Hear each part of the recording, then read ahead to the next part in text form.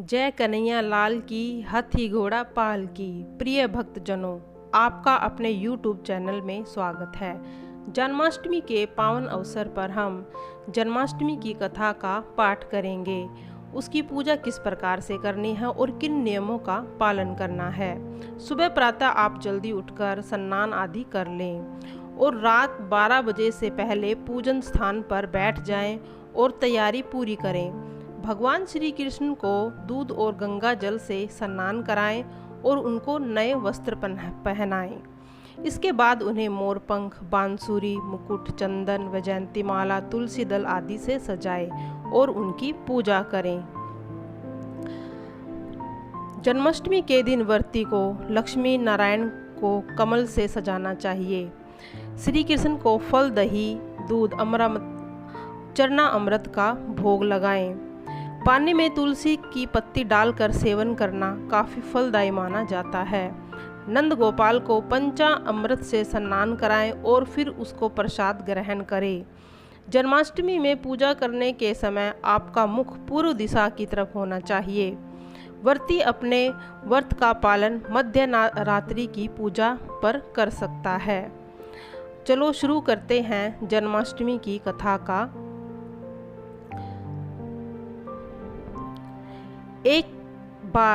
यह बात द्वापर युग की है, जब धरती पर अधर्म का बोझ बढ़ता जा रहा था। राक्षसों ने धरती पर हाहाकार मचा दी थी। इस बात से परेशान होकर धरती माँ गाय का रूप धारण करके देवताओं के पास गई थी। उनसे कहा, हे देवतागण, मेरी रक्षा करें। इस राक्षसों का आतंक मुझ पर बढ़ती जा रही है, इन्हें खत्म करें। धरती माँ की इस बात का देवताओं के पास कोई समाधान नहीं था। इस पर उन्होंने ब्रह्मा जी के पास जाने का निर्णय लिया और धरती माँ के साथ सभी देवता ब्रह्मा जी के पास गए। वहाँ पहुंचकर उन्होंने ब्रह्मा जी से विनती की कि हे प्रभु, मेरे ऊपर से दैत्यों का यह भार कम करें, मैं बहुत परेशान हो गई हूँ। ब्रह्मा जी ने उनकी तरह देखा और कहा, इसका उपचार सिर्फ भगवान विष्णु ही कर सकते हैं। देवी, आप उन्हीं के पास जाइए। और ब्रह्मा जी का कहा मानकर उनके साथ धरती माँ और सभी देवतागण भगवान विष्णु की निवास क्षीर सागर पहुँचे। उस समय वह शेषनाग पर लेटे हुए आराम कर रहे थे। वहाँ पहुंचकर सभी ने उन्हें प्रणाम किया और सारी कहानी को कह सुनाया। पूरी कहानी सुनकर भगवान विष्णु ने कहा कि हे देवी, आप परेशान मत हो, आपकी समस्या का समाधान मैं जरूर करूँगा। मैं मनुष्य के रूप में पृथ्वी लोक पर अवतार लूँगा और पाप को खत्म करूँगा।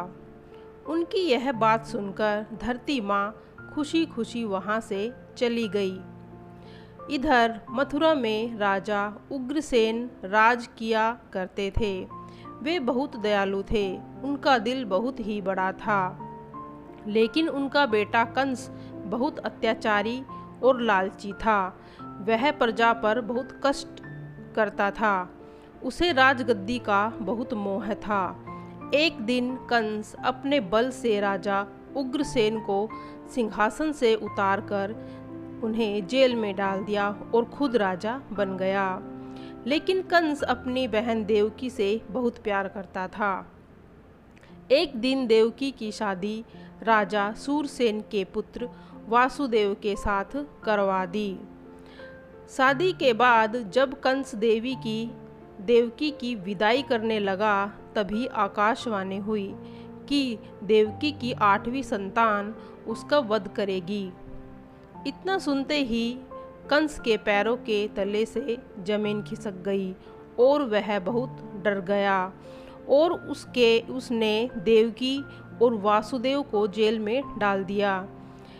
इसके बाद वह सोचने लगा कि देवकी की 8 संतानों में से कौन से नंबर का पुत्र मेरा वध करेगा। इस असमंजस्य के कारण उसने देवकी की सभी संतानों को मारने का निश्चय किया एक एक करके उसने देवी की 6 संतानों को चट्टान पर पटक कर मार डाला था। भगवान विष्णु की योजना के अनुसार शेषनाग देवी की 7वीं संतान के रूप में जन्म लिया। जब देवकी 7वीं संतान से गर्भवती थी तब उस गर्भ से उन्होंने गर्भपात करवा दिया। साथ ही उस संतान को वासुदेव की पहली पत्नी रोहिणी के गर्भ में पहुंचा दिया। बाद में इस संतान को श्री कृष्ण के बड़े भाई बलराम के रूप में जाना गया।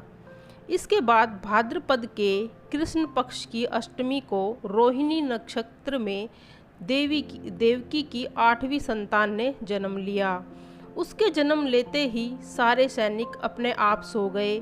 देवकी और वासुदेव की हथकड़ियाँ खुल गई और जेल के दरवाजे भी अपने आप ही खुल गए।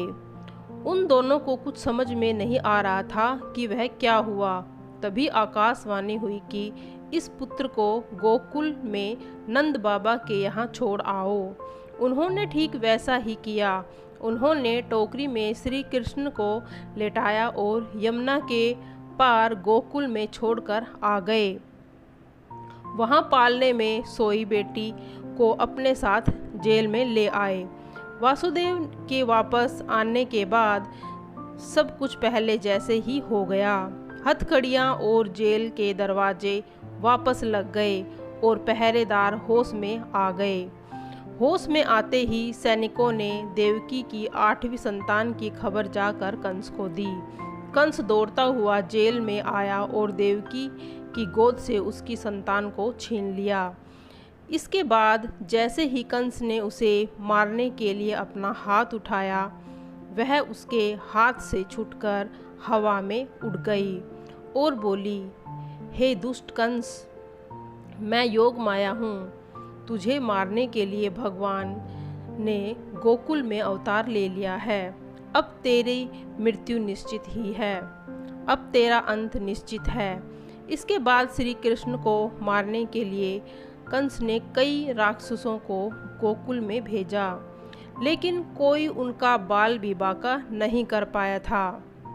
अंत में उन्होंने कंस का संहार किया और मथुरा को उसके आतंक से आज़ादी दिलाई।